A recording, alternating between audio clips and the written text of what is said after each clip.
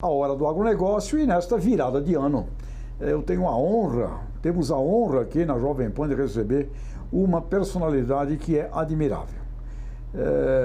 Foi ministro da Agricultura do Brasil, é produtor, presidiu a Organização das Cooperativas Brasileiras, a Aliança Internacional do Cooperativismo, é membro da FAO e mais do que isso, dirige a GV Agro, mas mais do que isso, é um ser humano desses que a gente tem uma honra gigantesca de poder conviver. Conosco aqui na virada do ano, Roberto Rodrigues. Tejon, a honra é minha. Você fala essas coisas a meu respeito porque nós somos amigos há tantas décadas. Você acaba exagerando as coisas que você fala a meu respeito. Mas a honra é minha estar com você aqui. Prazer ouvindo meu. Você, falando com você, conversando com o nosso pessoal do campo. Roberto, prazer nosso e o tempo, acho que ele também torna mais madura, né, as nossas relações, as nossas amizades. Roberto, virada de ano. A sua visão do ano que termina e primeiro, a visão do ano que termina. Para o agro, Tejon, ou geral? Para o agro brasileiro e depois uma pitadinha aí para o nosso Brasilzão. Bom, para o agro brasileiro foi um ano bom. Não se pode falar mal de 2019. Nós tivemos safras amplas de grãos, também uma visão positiva para as carnes brasileiras, muito em função do que aconteceu na guerra entre a China e os Estados Unidos, a guerra comercial, que na verdade é uma guerra por poder, né? Mas então houve uma vantagem para as carnes, com o rebate positivo para os grãos também. Milho e soja, tudo teve valorização no final do ano agora. Então foi um ano bom. Eu diria que tivemos 2 ou 3 produtos que sofreram mais, café particularmente, que continuou com preços muito baixos, muito ruim. A cana não teve grandes avanços, basicamente por causa da oferta excedente de açúcar da Índia, por causa de subsídios que eles deram aos seus produtores. Os preços internacionais estão muito baixos, naturalmente nos afetou também aqui. E o leite, que é um produto sempre complicado, porque a gente fala em média. E leite, uma coisa é tirar 5 litros de leite por vaca por dia, você vai tirar 40 litros. Então você tem diferença de comportamento e, portanto, de resultado econômico financeiro também. Mas, de maneira geral, foi um bom ano.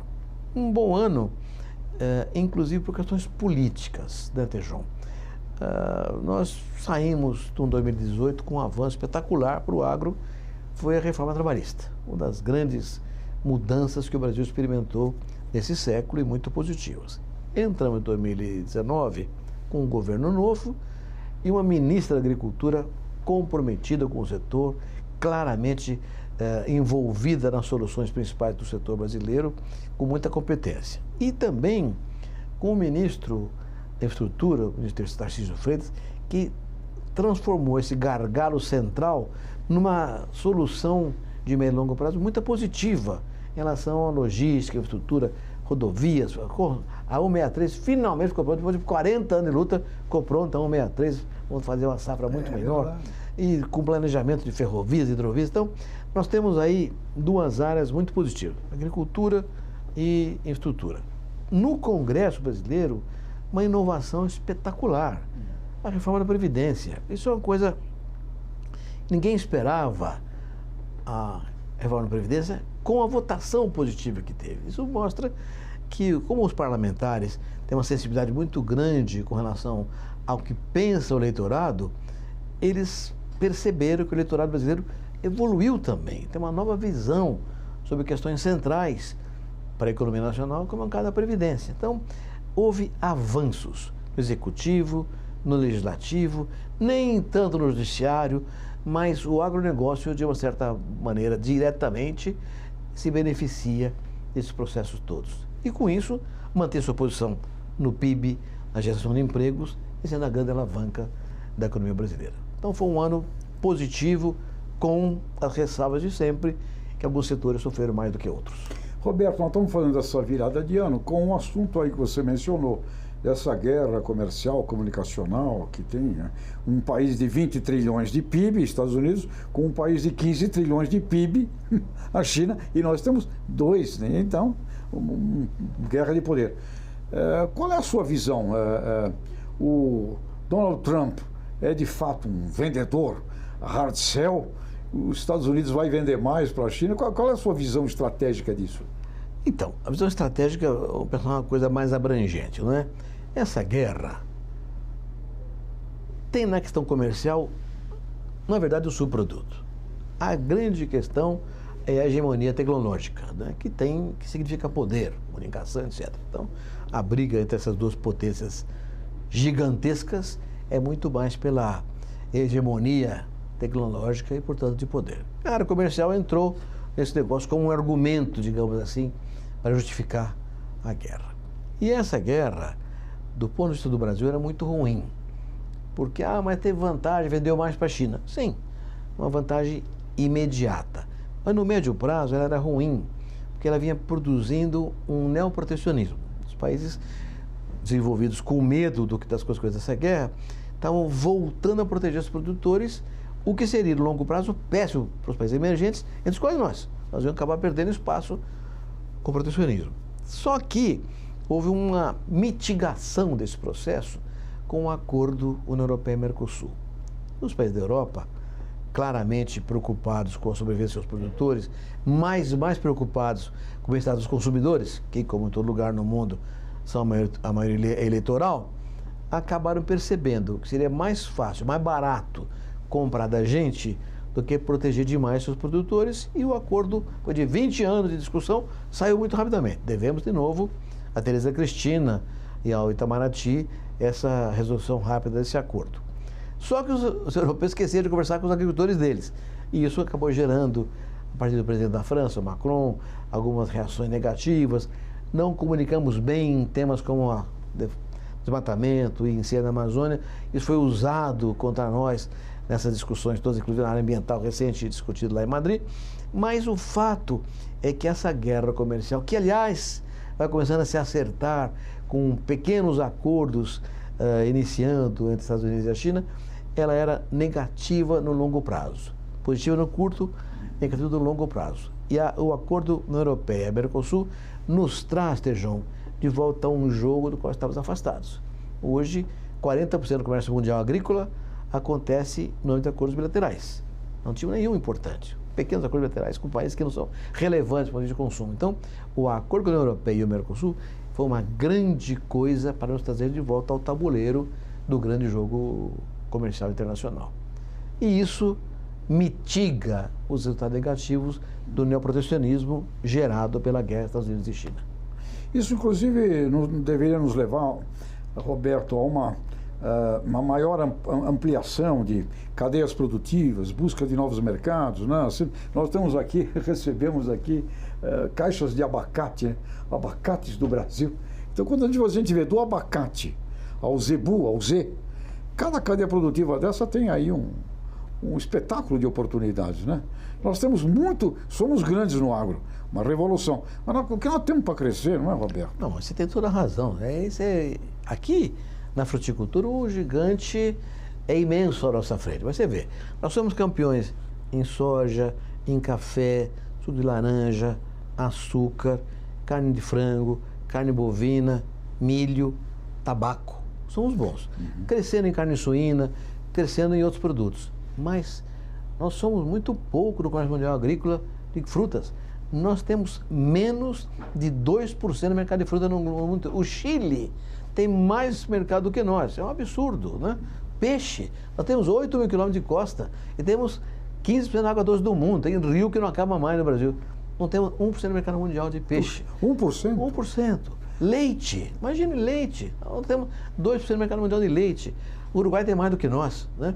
Então, tem produtos, esses três, frutas, leite e peixes, em que o espaço é gigantesco. Você falar em flores, orgânicos, verduras e legumes, nós temos um gigantesco espaço pela frente para crescer. O que nós precisamos? Uma estratégia clara, com começo bem feito, pesquisa, extensão, crédito, financiamento adequado, infraestrutura de agregação de valor e cooperativa, porque esses produtos, flores, leite, são frutas, são para pequeno produtor.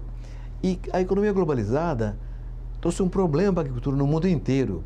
É que a margem por unidade fica cada vez menor. Então, a renda agrícola se faz na escala. Ora, o pequeno, por definição, não tem escala, porque ele é pequeno. Então, está morto? Tá. Como é que não morre? Na cooperativa, porque na cooperativa faz a escala com um conjunto de seus iguais.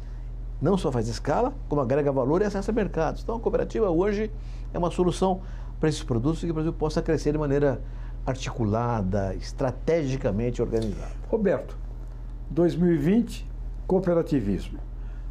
Quando você fala isso, e a gente anda por esse Brasilzão, é espetacular, a gente vê... Não podemos dobrar o país de tamanho. O país pode ser o dobro do que ele é. Um espetáculo esse país. Celoá, como dizia Jânio Quadros. Como? Celoá. Celoá. Vai ser. Então, mas aí, para a nossa população toda, né, essa visão, que não é uma visão de otimismo, não, são coisas realistas. Não é realista. O cooperativismo, de fato, para permitir o crescimento do micro, do pequeno empreendedor, sem cooperativa é impossível. Você é um personagem que domina o cooperativismo como ninguém no nosso país. Como você vê o desenvolvimento do cooperativismo em zonas, por exemplo, que são ainda carentes, nordeste do Brasil, norte do Brasil? Porque, cooperativa no sul, okay. Não, mas como você vê o cooperativismo tomando conta do Brasil inteiro?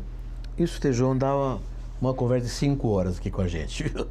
Mas, como você disse, eu fui presidente da Aliança Mundial de Cooperativas. Então, eu conheci 79 países do mundo inteiro, os mais desenvolvidos e os mais atrasados, vi cooperativa de tudo, agrícola, de comércio, de crédito, de consumo, de trabalho, industrial, vi todo tipo de cooperativa no mundo inteiro. E tenho uma certeza do que eu vou lhe falar agora. A cooperativa, de certa forma, é um espelho da sociedade onde está localizada. Se estiver localizada num lugar em que houver cultura, informação sobre associativismo e vantagens da ação coletiva, ela floresce e vai embora. Se não tiver essa condição, dificilmente ela avança.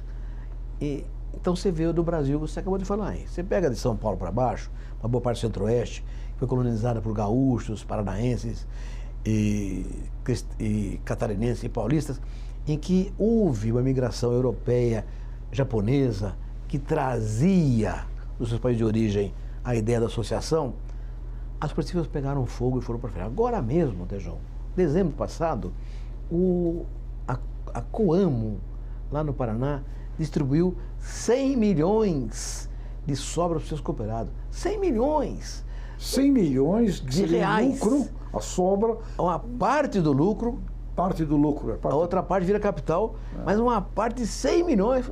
Imagina que negócio é esse. Uma cooperativa, ela distribui a sobra com base na atuação do cooperado com ela. Ou seja, o resultado da cooperativa é proporcionada pela ação do cooperado. Então, se beneficia desse resultado diretamente com a sobra que ele recebe. É uma coisa mágica. A Coamo, que já é a maior cooperativa da América do Sul, agrícola, distribuiu 100 milhões de seus cooperados no encerramento do seu exercício. Isso, levado à enésima potência do Brasil, tem um resultado espetacular. E no Sul inteiro é assim. No Nordeste, ainda falta um pouco essa visão associativa. E aí, não adianta o governo impor, né? Eu me lembro quando a Argentina, nos anos 80, decidiu fazer um programa de cooperativismo gigantesco. O governo chegou a criar na Argentina, Raul Alfonsino, o presidente, criou uma secretaria nacional de cooperativismo ligada ao presidente da República e que eram centenas de cooperativas, de cima para baixo. Não funciona nenhuma, funciona hoje. Cooperativa é um negócio de baixo para cima. Tem que ser uma necessidade. Criar uma cooperativa tem que ter 3 condições básicas. Primeiro, tem que ser necessária.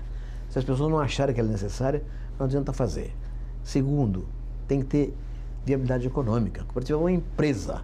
É uma empresa social, mas tem que ter lucro. Então, se for viável, não faça. E terceiro, tem que ter o espírito associativo, com liderança para esse fim. Essas 3 coisas são a base de fazer uma cooperativa. Quando não houver isso, não faça. No Nordeste falta um pouco a informação sobre isso para essas coisas avançarem. Mas está mudando. Hoje você vai no Ceará, Pernambuco, Alagoas, Sergipe, já tem hoje cooperativa. A Bahia, espetacular. Aquele oeste da Bahia tem cooperativas maravilhosas, já funcionando porque esse espírito está avançando. No Vale do São Francisco. São Francisco, você vai lá em Petrolina, vai lá que tá Juazeiro, tem gente formando cooperativas espetaculares de frutas, exportando fruta já lá, né? Paragominas, lá em Pará, tem gente querendo fazer ali também desenvolvimento de cooperativa. E tem cooperativas que existem que a gente não fica sabendo também. Mas ela é um momento de baixo para cima. Na Revolução, 64, os militares tinham aquela estratégia de ocupar o território nacional e criaram a chamada CIRAS, Cooperativa Integral de Reforma Agrária, colocada na região da Amazônia, do Centro-Oeste e tal, para colonizar aquela região. E trouxeram colonos do Sul, fizeram as cooperativas e puseram como presidente um funcionário do INCRA. Fecharam todas, que é de cima para baixo. Tem que ter. Cooperativa é um negócio de baixo para cima, então é cultural, não é educacional, é cultural. Muito interessante, Roberto. Essa coisa tem que nascer de baixo para cima, então tem que haver necessariamente, onde não existe aí, um investimento em construção de cultura. Né? Exatamente. Construção de cultura é fundamento para o cooperativismo. É isso. Consequentemente, fundamento para o crescimento do país com capilaridade. Né? A grande luta do século XX vai ser a luta da desigualdade. E a cooperativa é um braço com relação a isso. A cooperativa de crédito também. Eu ia chegar lá.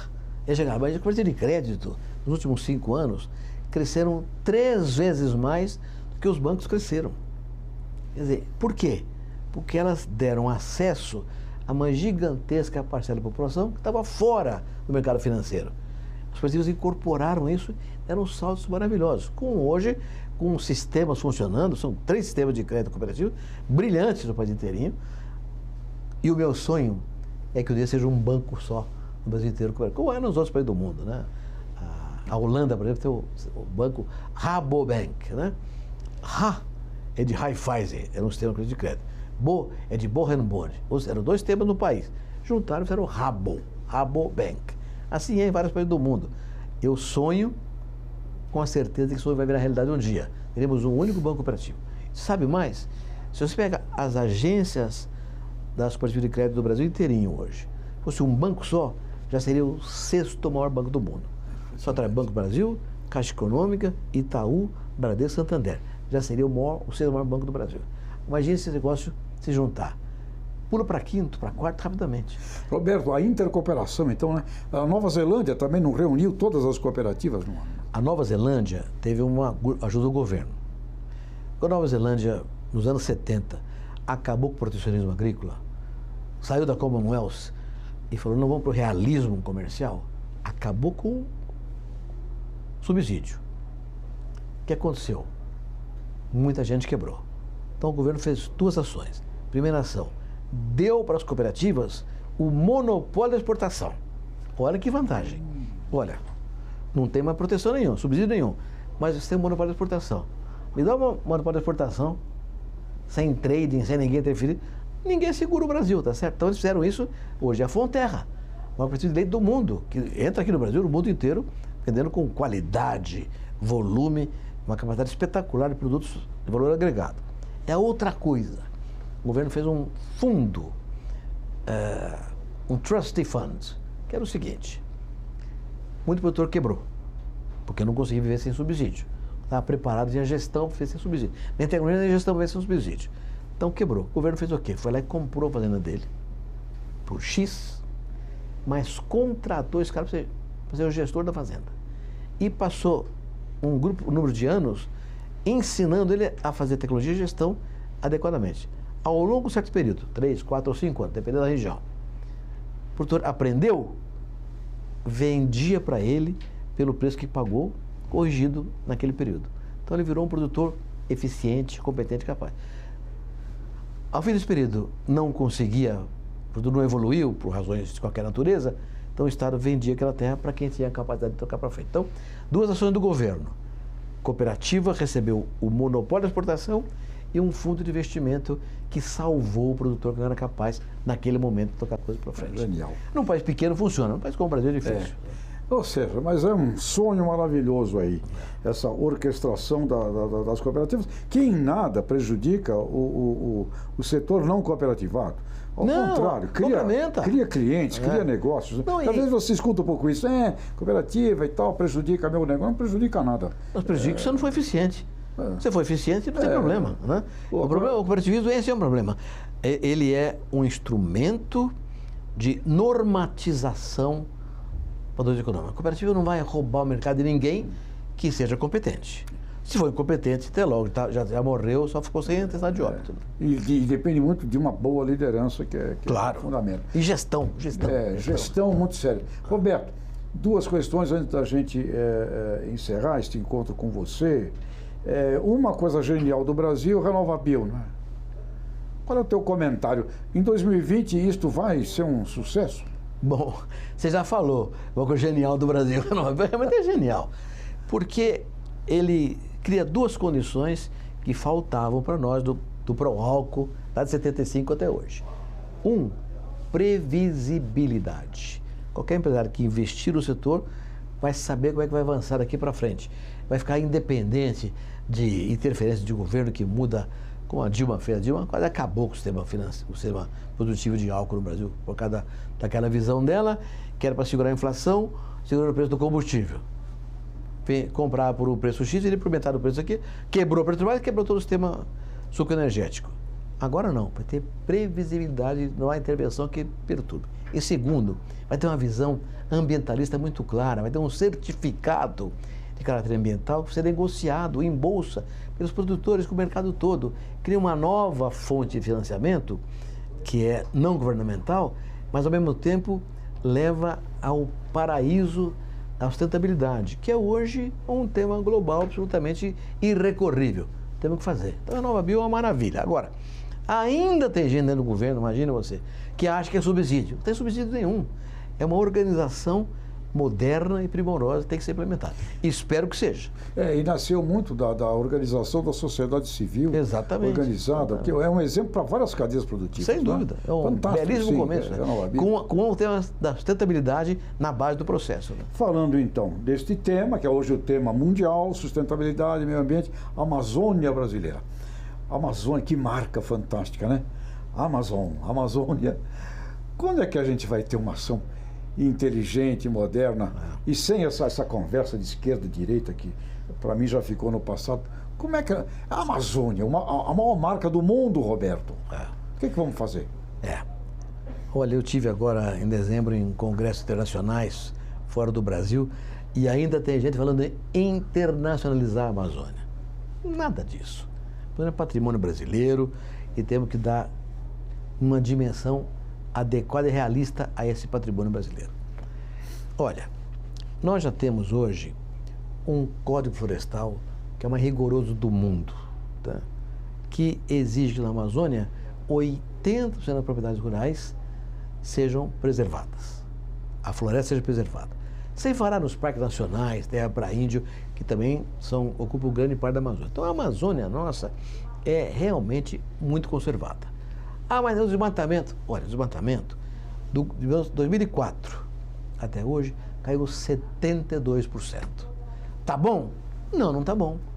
Ainda tem desmatamento ilegal. Quem faz? Garimpeiro, madeireiro, invasor de terra. O agricultor não faz desmatamento ilegal. Ele sabe que é crime, não vai cometer isso. Só se ele não tiver pequeno produtor, que tem outro jeito, precisa derrubar meia dúzia de árvore para poder plantar uma hortinha naquele lugar lá. Mas é a pouca parte. O produtor não desmata. Então o que nós temos que fazer? Combater o desmatamento ilegal a todo custo, que é o papel do Estado. Mas nós, setor privado, temos que ajudar esse processo. O Estado nem sempre é capaz de chegar em cada lugar. Está vendo? Numa Amazônia, que é uma região maior do que 30 países europeus somados, pequenos países somados. Então é um espaço gigantesco, tem que ser preservado legalmente. Desmatamento ilegal, caso de polícia, cumpra-se a lei. Mas legal, vou para frente. Incêndio na Amazônia. Esse ano houve um negócio de incêndio. O número de incêndios, de focos de incêndio, foi quase que o mesmo da média dos últimos 15 anos. Tá bom? Não, tá bom. É muito. Tem que diminuir. Como? Acabar com o crime. Acabar com controlar, fiscalizar. Então, nós temos um patrimônio, como você disse, um tesouro neste que é a Amazônia, precisamos cuidar melhor dele. Nós temos que cuidar melhor dele. Fazendo cumprir o Código Florestal, fazendo cumprir a legislação ambiental de maneira adequada, com ação pública e privada somada. Roberto, Virada de ano, você tem se caracterizado por ter uma visão de um realista e esperançoso, né? Não é o pessimista nem o otimista, um realista e esperançoso. Tem falado da paz, tem feito uma obra genial na cátedra da USP, lá com Exalc, um livro fantástico. A grande mensagem, Roberto, que você deixa aqui para os nossos ouvintes, internautas, telespectadores do campo e da cidade. Cidadão brasileiro, a mensagem de Roberto Rodrigues. Tejão, muito obrigado pelos seus comentários airosos a meu respeito aí. Olha, campo e cidade são duas metades do mesmo todo, que é o Brasil, que é o povo brasileiro. Eu sou agricultor. Quando eu planto uma semente, ela foi gerada num órgão de pesquisa urbano, feito por agrônomos, veterinários, urbanos. Eu uso um defensivo que é feito de uma fábrica urbana. Fertilizante é uma fábrica urbana, um trator é uma fábrica urbana. Eu uso um crédito feito de um banco que é urbano, um seguro que é urbano. Essa técnica é uma empresa urbana. A estrada que eu circulo é construída por uma empreiteira urbana. Então, eu não posso plantar uma semente de nada se não tiver o setor urbano junto comigo. Pois eu produzo. Para onde que vai a minha produção? Para um armazém. Vai para uma fábrica que é urbana, que é embalada por produtos de embalagem feitos por fábrica urbana.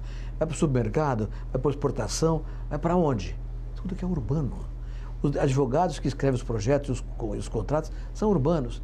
Então, eu só posso plantar qualquer coisa com apoio do urbano. E só posso vender essa coisa com apoio do urbano. O urbano não vive sem a minha alimentação, sem a minha demanda por insumo. Então, é um todo só. O urbano e o rural são um todo só. E o Brasil é convidado pelo mundo todo a se transformar no grande distribuidor mundial de alimentos. O mundo nos olha hoje, diz, olha, em 10 anos a oferta mundial de alimentos tem que crescer 20%. Mas para isso, nós temos que crescer 40%.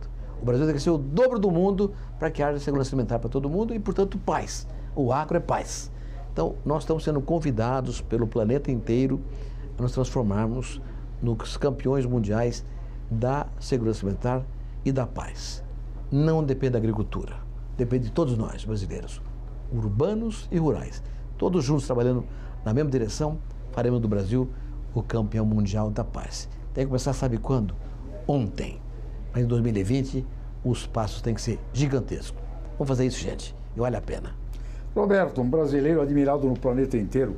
Que é isso. E por nós. Muito obrigado, Roberto. Vale, Tejão, 2020. Feliz 2020 para você, para todos nós que estamos aqui juntos. Valeu, obrigado.